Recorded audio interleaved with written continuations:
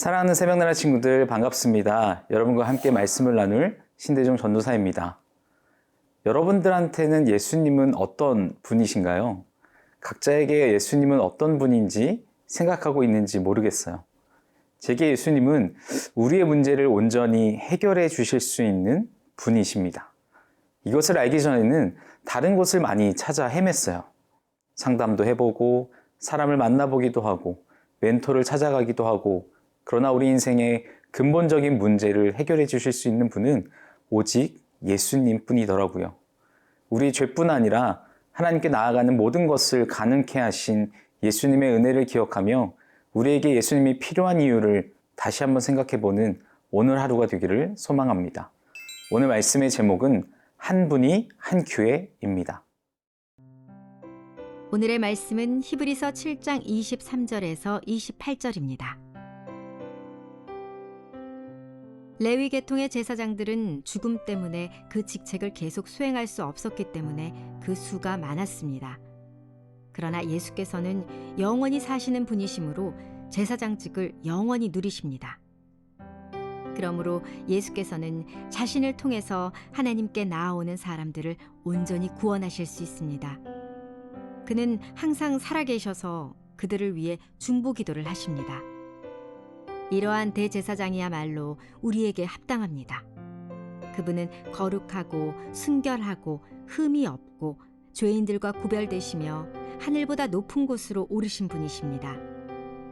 그분은 다른 제사장들처럼 먼저 자신의 죄를 위해 그 다음에 백성들의 죄를 위해 날마다 제사를 드릴 필요가 없습니다. 이는 그분이 자신을 들여 단번에 이 일을 이루셨기 때문입니다. 율법은 연약함을 가진 사람을 대제사장으로 세웠으나 율법 후에 주어진 맹세의 말씀은 영원히 완전케 되신 아들을 대제사장으로 세웠습니다. 오늘 함께 살펴본 본문은 어제 말씀에 이어서 그리스도의 대제사장의 직분이 왜 레위 가문의 대제사장들과 다른지에 대해 설명합니다. 우리 함께 본문 말씀 23절과 24절을 보겠습니다.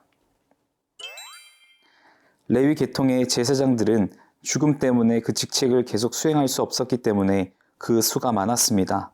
그러나 예수께서는 영원히 사시는 분이시므로 제사장직을 영원히 누리십니다.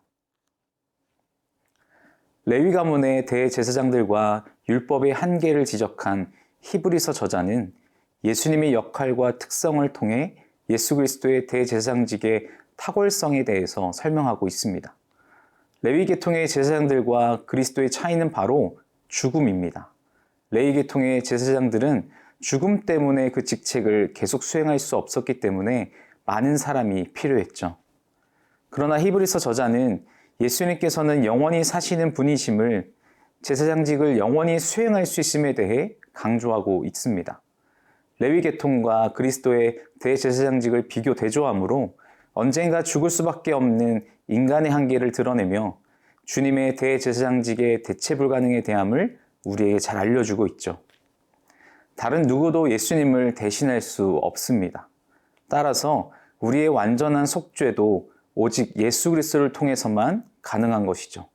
특별히 선택되어 제사장직으로 섬기는 아론의 후손 제사장들을 통해서도 세상의 그 어떤 것으로도 우리의 죄를 완전히 해결할 수 없습니다.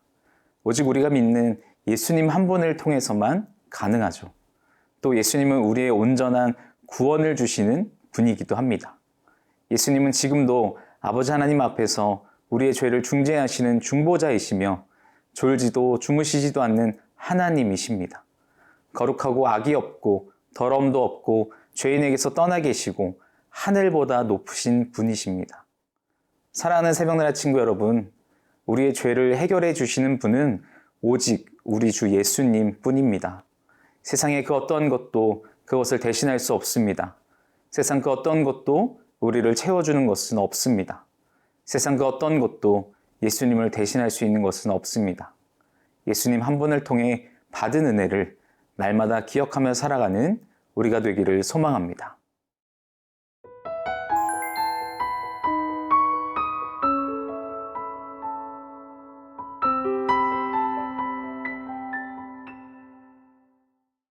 우리의 대제사장 되어주시는 예수님의 은혜를 우리는 기억해야 합니다.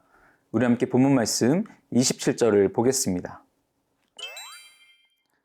그분은 다른 제사장들처럼 먼저 자신의 죄를 위해 그 다음에 백성들의 죄를 위해 날마다 제사를 드릴 필요가 없습니다. 이는 그분이 자신을 들여 단번에 이 일을 이루셨기 때문입니다. 그리스도께서는 완전하고 흠이 없는 온전한 제물이 되셨습니다. 구약의 대제사장도 우리와 마찬가지로 불갑을 죄를 지을 수밖에 없는 연약한 인간이었기에 백성을 위해서 제사를 드리기 전에 먼저 자신들을 정결하게 하는 의식을 치러야 했죠.